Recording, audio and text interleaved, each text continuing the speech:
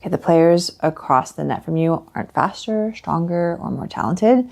They just know something you don't, and it has nothing to do with their skills. It has everything to do with pickleball IQ. I recently became friends with a player who got good really fast by drilling a ton, and of course got obsessed with pickleball, so he played all the time. When I first played games against him, I saw that he would get good fast, but that I thought he had a ways to go.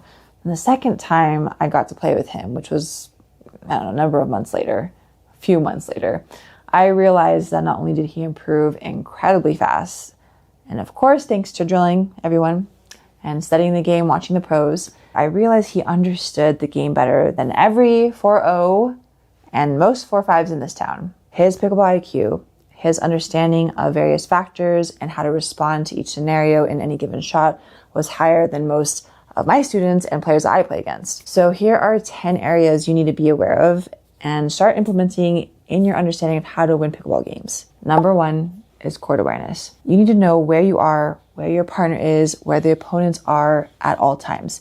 You'll need to understand spacing, covering gaps, and when you or your partner are out of position, anticipating where the ball is going before it's hit, whether from your opponents or your own partner or even yourself. Number 2, understand pattern recognition, identifying your opponent's tendencies and capitalizing on them.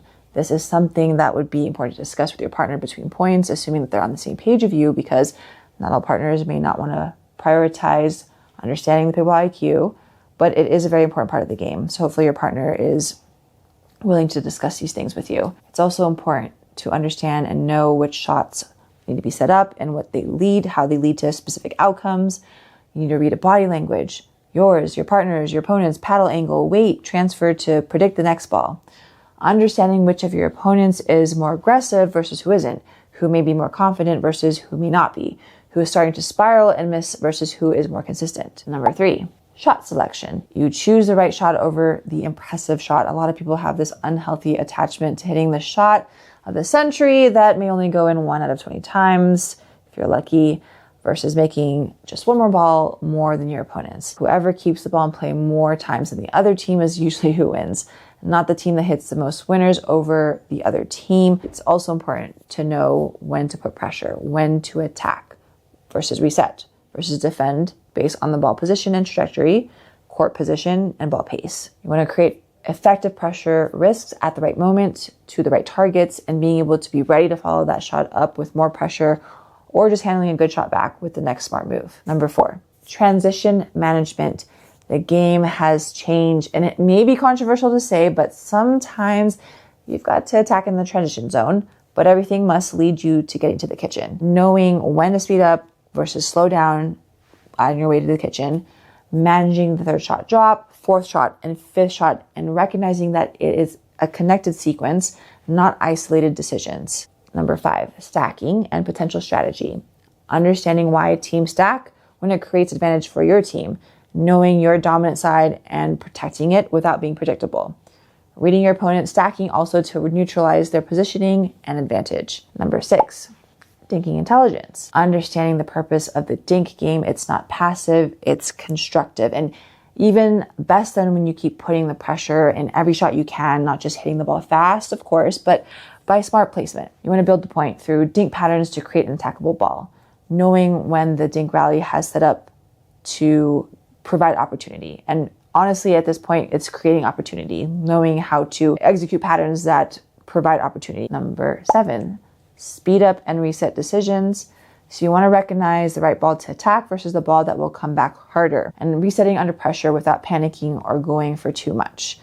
Understanding that a good reset is an offensive weapon, not a retreat. Very important things I teach a lot in my clinics to help people understand, to be able to do these things, and also to understand when to hit it, why to hit it. And it's something that I see a lot of growth in my clients, in clinics that I do with them, and lessons we do together. Number 8, serving and return strategy. Using the serve placement to set up your 3rd shot. Return placement that limits the server's transition and keeps them deep. Especially when the person's aggressive. I think a lot of people want to avoid the aggressive player who keeps coming in quick and poaching and taking over the court, but a lot of times you want to neutralize them and keep them in check. You also want to understand how the serve and the return are the opening moves of this chess match that we call pickleball. Number 9, communication and partnership IQ. This is a game that's mainly doubles.